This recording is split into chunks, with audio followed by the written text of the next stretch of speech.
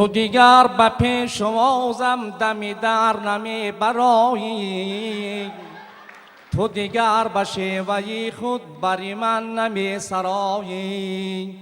پسری عزیزم آمد پسری غزل نویسم، تو دیگر به شیوه من بری خود نمی سرایی. پسری عزیزم آمد پسری غزل نویسم.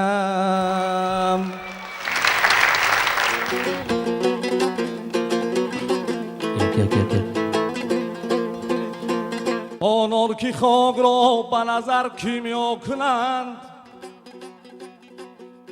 آیا بود که گوشه چشم به ما کنند؟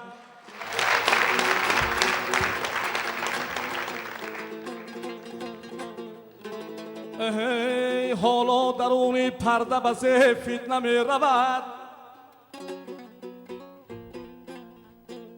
تا آدمی که پرده در افتد چه ها کنند؟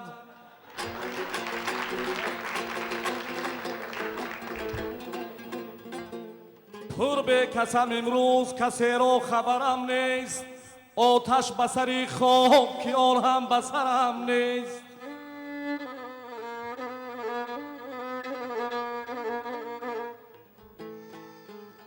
رحم است به نومیدی حالم که رفیقانه ای،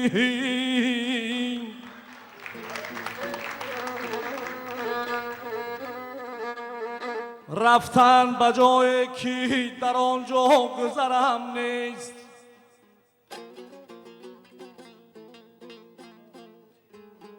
رفتن به جایی که در آنجا گذرم نیست.